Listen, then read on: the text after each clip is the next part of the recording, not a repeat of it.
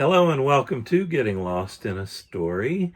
I am aspiring author Mark Paulus. That's a pen name, I should say, but I don't want to feel like I'm lying.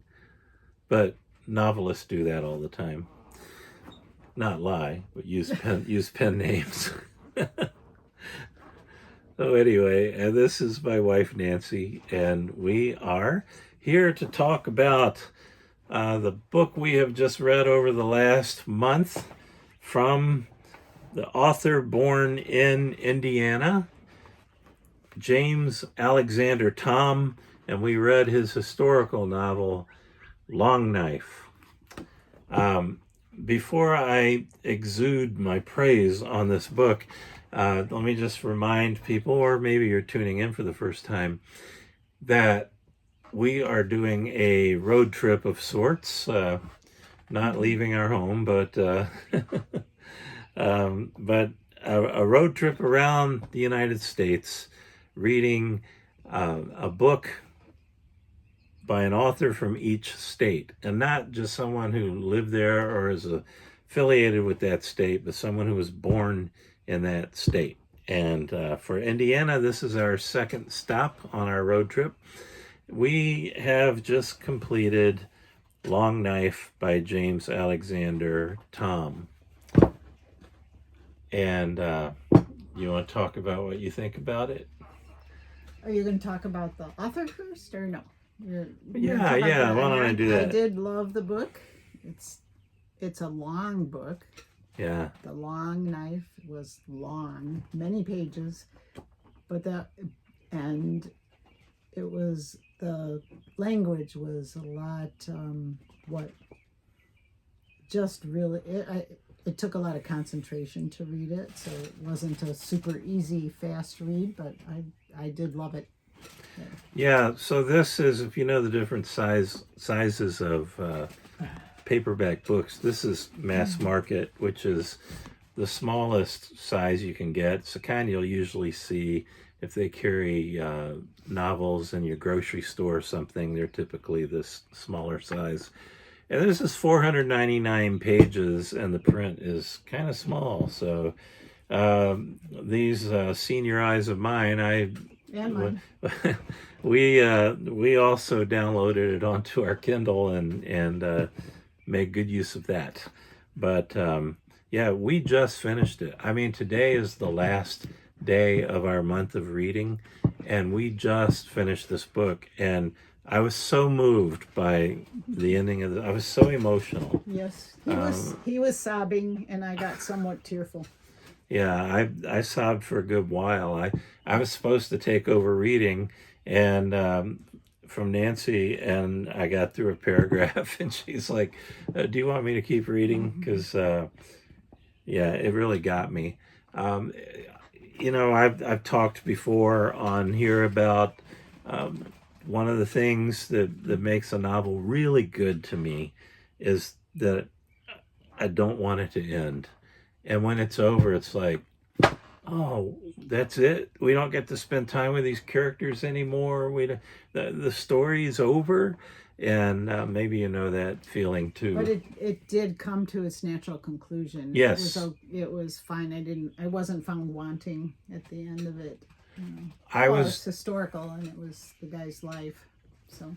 And I call this channel "Getting Lost in a Story," and that's what happened in this book. And when that happens, that's when you have that feeling. I think that I don't want this to end. Can't there be more chapters? Even though it's 499 pages of small print, but we would highly recommend this book. Maybe you're tuning in because you're reading along with us, and that's great. If you happen onto this channel, onto this episode, I would recommend this book, James Alexander Thom, Long Knife. It is the story of a great American hero, George Rogers Clark, who's kind of forgotten in history. And the author in his epilogue and the author's notes at the end, he makes mention of that too. I was raised being told that I am a descendant of George Rogers Clark. Now, he was never married and never had any children, so I wouldn't be a descendant directly from his line, but he supposedly is like a great great great great great great uncle. So like I don't know if I'm supposed to be descended from a brother or a sister of his, because I don't even know if it's true that I'm descended. That's just something that's in the family lore or something. But I've been a little jealous for him over the years because everyone knows his brother, William Clark, who was the Clark of the William and Clark expedition. He was a younger brother of George. George was an American hero. He's largely responsible for the American victory over the British in the Western Territory of Illinois and along the Indiana border, and between Indiana and the Mississippi. And he just did amazing stuff there, leading armies to capture a couple of forts, and one of which was a bloodless takeover. Nobody died. I don't know if shots were even fired. And that whole the whole campaign that he did. Yeah. Nobody died. And another of which there was warfare that went on for what was it, 21 hours or something. It talks about in the story here, but still not a whole lot of people died, and they took that fort with only like 130 people, but they were able to make the British commander of the fort think that he was up against an army of 1,000, and eventually he saw that he didn't think he could win it, and he gave up. I don't want to give away the story, but I mean that's true history that's woven into this book, and that's one of the things that Mr. Thom was noted for, in what I've read. Thom, by yes, the way. Was accuracy, historical accuracy, and he did exhaustive research. And I was just looking him up before we started recording here. One thing he did, one of the books he wrote was from back around that same time, and he wanted to understand a character who was on the run, like going through the woods and stuff. So he actually ate like bugs and and roots and things to get a personal feel for what it was like. And he lived for a while with the Shawnee Indians, so that he could gain a more personal knowledge of Tecumseh for a book that he was writing. And you read one of his other books, Follow the River. Follow the River. Yeah. I like that one too. Yeah, she gushed over that book like I'm gushing over this one. I gotta read that one now. I too. Yes. So you had well. Oh, okay. So I think I lost your place here. That's page Sorry. 68. Oh, okay. His description, and I don't know, a lot of the current novels have description like what they ate, for what they ordered at the restaurant, or it seems like you can just skim right through some of this more modern stuff, but this is so rich, I just wanted to savor it. So as they're floating down the river, this isn't it. Did I say that? Oh, here it is. So they went by the river to get to where they had to get to the fort that they had to take over or whatever. And I'll read it, just what he saw as he was floating down the river in boats? Yeah, boats. On a putty-colored estuary at the mouth of some nameless creek, a family of 3 black bears on a fishing expedition paused and looked up to watch the strange passing convoy with its rising and falling oars. That's right, they were rowing. Yeah.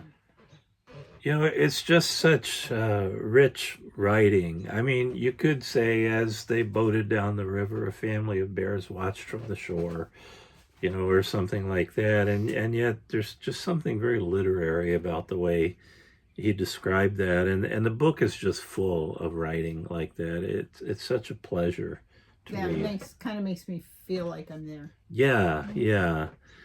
And I think, speaking of feeling, I think you could really feel what some of the the men and the soldiers were feeling. Man. Uh, they went through some, oh boy, just what some people did that won our freedom that we live in now. Um, just that one journey they had to make during the late winter. Um, hell, it took them weeks. Yeah, they would make 3 miles a day. Yeah, weeks to go, and then after wading through water, and it was raining all the time, and they're sleeping in the rain, and They're starved. to They didn't have food. yeah, They weren't. They didn't get the provisions that they needed right, from Kentucky, Virginia, Virginia. yeah. They were in Kentucky. No, I don't know. Well, Kentucky was part of Virginia, and so was all this in Illinois was a part of Virginia at the time, and they were promised things that didn't arrive, and there's always the question: are they not sending it? Did it get intercepted by the British, or did it get intercepted by the Indians who were working with the British? And just um, it was just a lot of my chair was squeaking against the desk there, sorry. It's just a lot of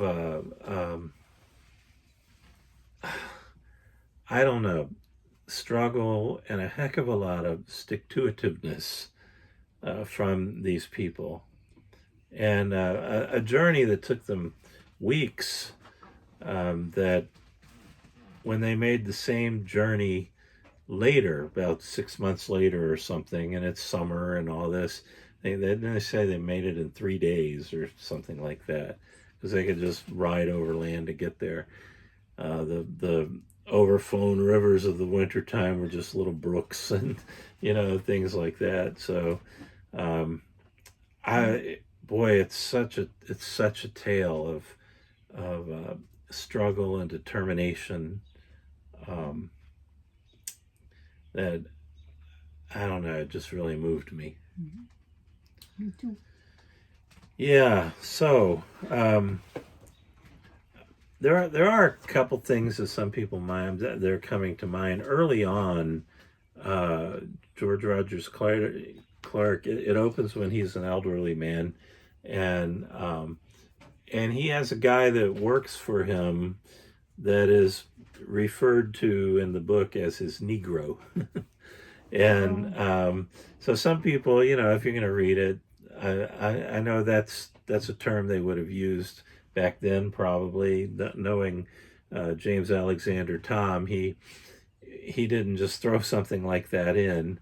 But in a time when some people want to edit Tom Sawyer and stuff like that, some people might have a little trouble. There's not a whole lot of that in here, but a little bit, especially at the beginning. Then it flashes back to his youth and tells the tale of his accomplishments and the things that made him a hero. And I don't think you see that as much there. So that's just something to look out for. Another thing too is I want to make. I try to keep the books, PG, PG or better, and it's not always easy to do when you've never read the books before. You're reading along, and whoa, I didn't know that was in there. But this did have there is a romance in here, which historically, I guess it's debated if it ever happened.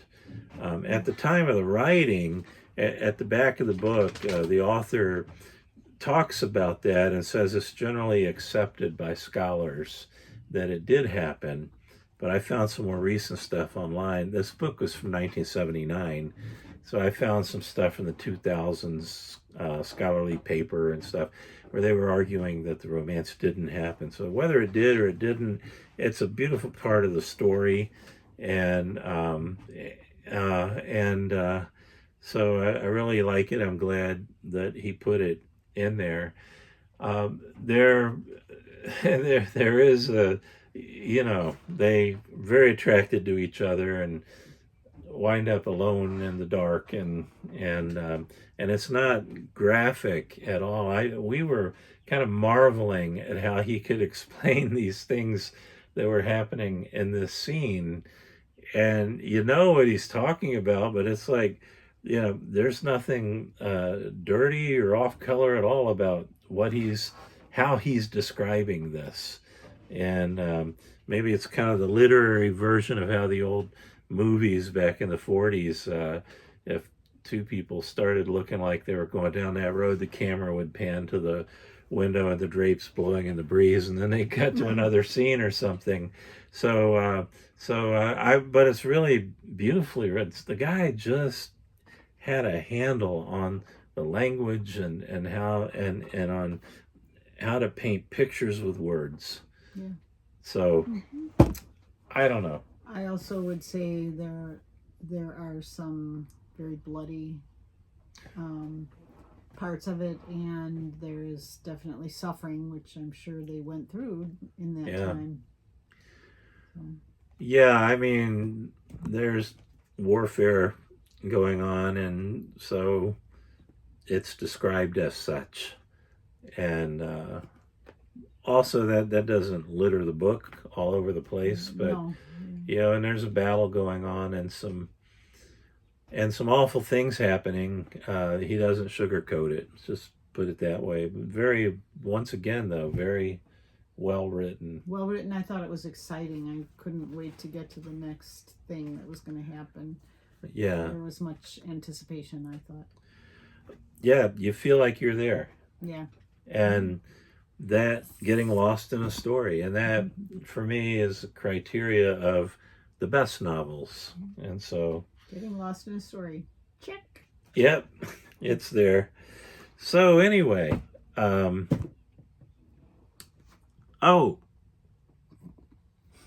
gonna pause this and go get the book for next month. And I'm back. You didn't even notice I was gone. Okay, so the book that we have for the next month, and we'll be back on the 15th of the month to talk about this book, and it is We Hope for Better Things by Aaron Bartels. I think that's how you pronounce that. Maybe Bartels. I don't know. But this is from Michigan. We were moving from Indiana and hopping up over the border into Michigan. And she is a Christian author. And I just saw some good things about this book. So anyway, I've never read her before, but just to read the back of it, when journalist Elizabeth Balsam is asked to deliver a box of old photos to a relative she didn't know she had, the strange request seems like it isn't worth her time. But as she explores her great-aunt's farmhouse and its locked doors and hidden graves, she soon discovers just how dramatically some of the most newsworthy events of the previous 2 centuries shaped her own family. As she searches for answers to the riddles around her, the remarkable stories of 2 women who lived in this very house emerge as testaments to love, resilience, and courage in the face of war, racism, and misunderstanding. So it goes from, I think it's one of those books where you're back and forth in time, not time travel, just parallel stories going on that relate to each other when all is said and done. That's what it sounds like that. to me. Yeah. So it says, take an emotional journey through time from the volatile streets of 1960s Detroit to Michigan's Underground Railroad during the Civil War, to uncover the past, confront the seeds of hatred, and discover where love goes to hide. So I think that sounds like a very interesting read. And so we will look forward to that. Yeah. And the print's not as small as the other one, and it's not even as many pages, I don't think. And so, so we will look to drop this on 1 month from now, on the 15th of next month. And hope you join with us, read along. So until then, God bless and happy reading. Bye.